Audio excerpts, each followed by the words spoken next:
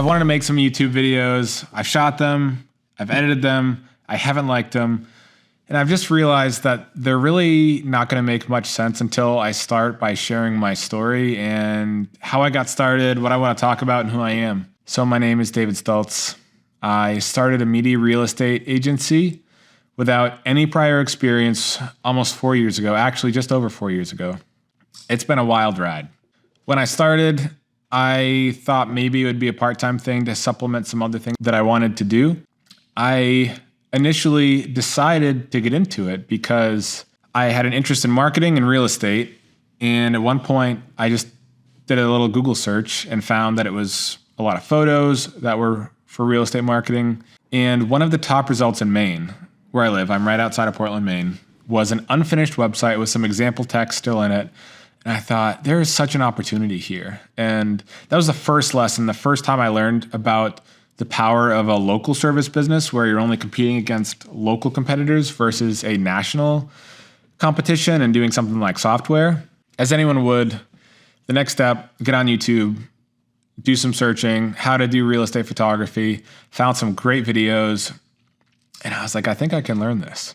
A little more research, find the cheapest full frame camera I can find, got a tripod, didn't understand the need for a wide angle lens. So I just used the kit lens. I was practicing. I saw the need for video. I got the cheapest gimbal I could find. I had an idea of what I thought people would want. And I told some friends I was getting into this. And one day a buddy called who's an agent. He said, hey, I got a property. You want to come shoot it for me?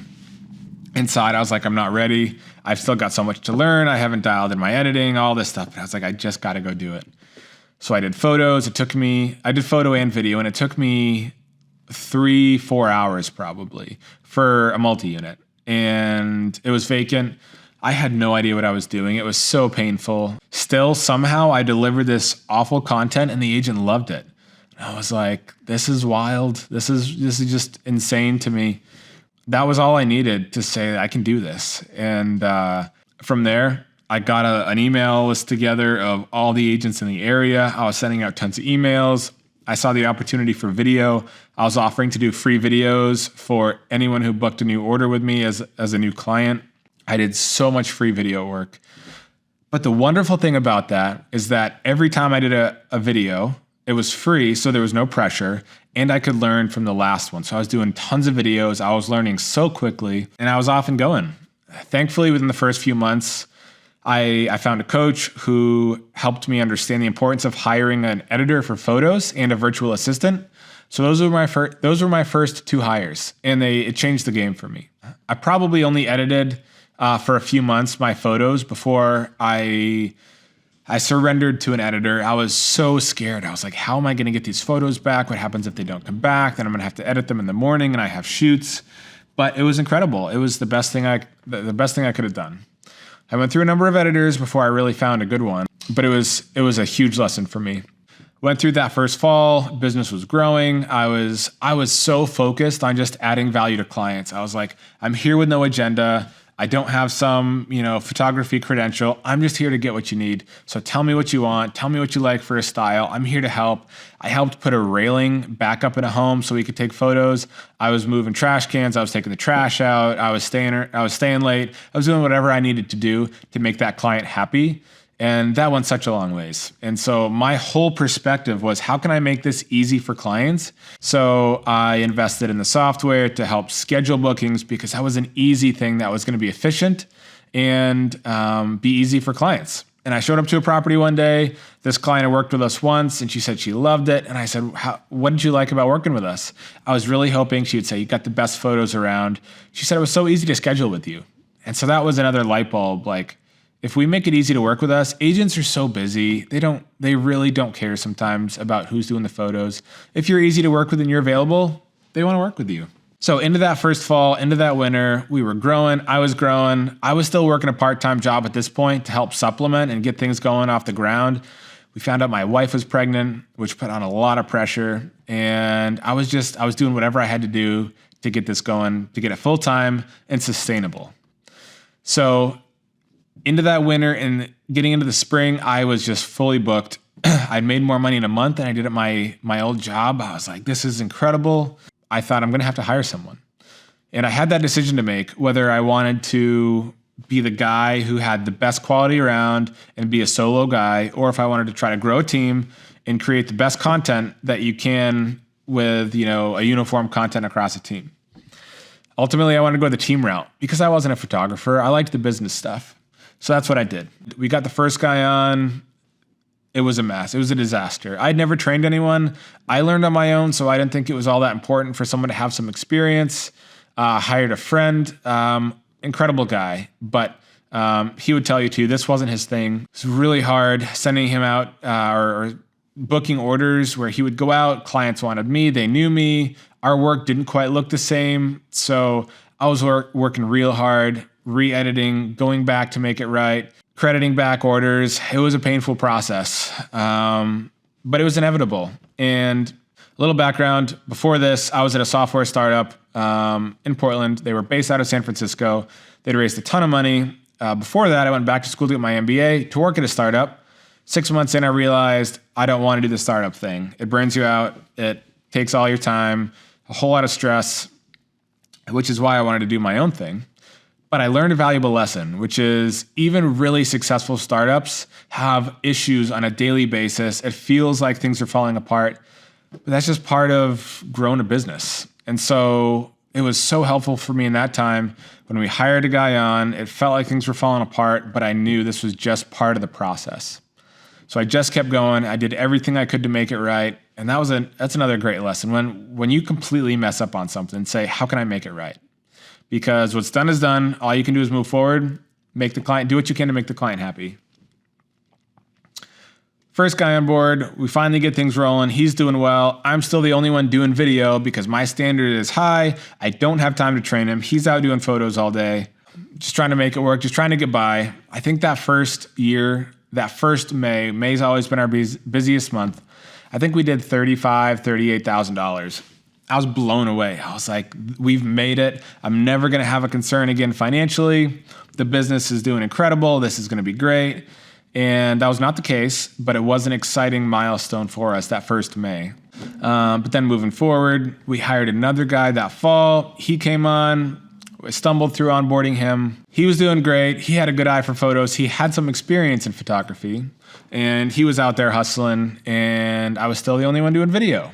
And we got to a point, I was like, guys, someone else has to do video. Again, didn't have time to train. I had high standards, still didn't really know how to train, but we just had to make the jump. And at this point, I was still editing all my own videos, so they had to shoot and edit their own videos. So eventually we made the jump. It was really rocky, but another guy, we had 2 people on video. Now things were really cruising. It was great. I believe we had someone come on part-time that year, but into the next year, we brought on a couple more people. I think that next spring we did like $68,000. I was like, this is incredible. We're never going to have issues again. We've made it. And at this point though, I'm still shooting full time. We don't have an administrator, and it just feels like this is unsustainable.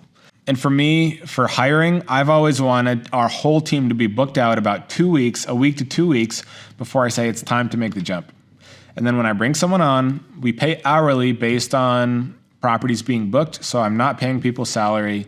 But when I bring them on, I say, this is what this is going to look like. I can't guarantee you hours, but when you come on and if you don't have enough to do, my entire job is going to be going out there to get more work. It's worked well. And honestly, our photographers are busier than they know what to do with generally within a couple months, just because there's a lot of work out there. And I've always underestimated that. So now we're 3 years in. We've got a team of, I think, 5 photographers. I'm still shooting, but we have an admin. So 3 years in May, we did $98,000. And again, I had the same moment of this is incredible. No more financial concerns. We finally made it. It was incredibly chaotic. And I didn't realize just how chaotic it was and how really we were pushing the car we were driving as a business as hard as it can. It was just redlining. Things were starting to break. We were just trying to survive. And that's not a good way to run a business. But it was the season we were in. We made it through. My thinking now was, great, we've kind of done the real estate thing. We've got a great team. It's time to graduate. We want to do marketing content for businesses. That's going to be a better margin work. It's going to be less seasonal. It's going to be the future of structured media. And this is where we're going. I did the best I could to put things in place, to get new systems, to plan everything out so that it's just going to take off. And we'd had so much success in real estate. I figured once they find out, once we put out an ad, everyone's going to want to work with us. And that's not what happened. In fact, it was really difficult. We did put out some ads. We did tell some people, but it was so hard to close deals.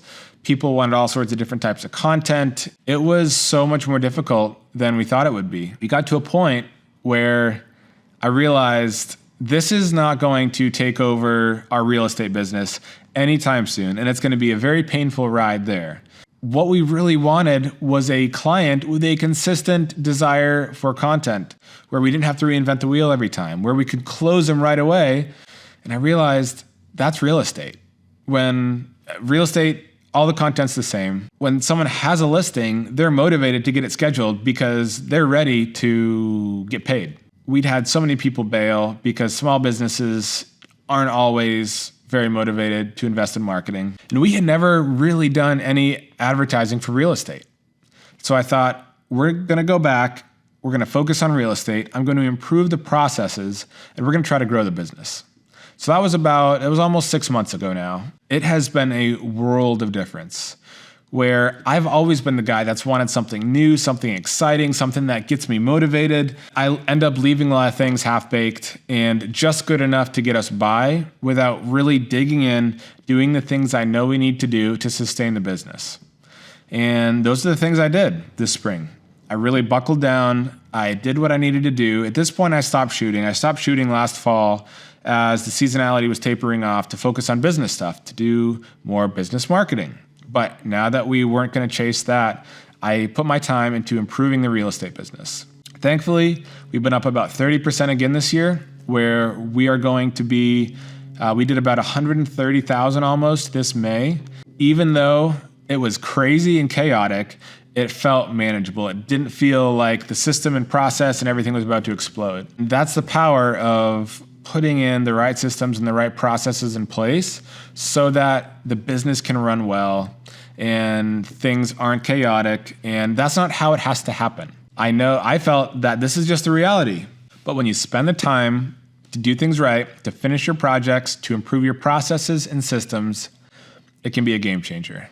So now we're actually expanding the team. I'm going to go out and do some marketing, try to grow the business a little bit. We want to stay within an hour or within a couple hours of our home base here in Scarborough, but we're going to do some new things. I love the business side. I want to share the journey. I want to share more about myself personally, about my family, about faith, and hopefully help someone along the way.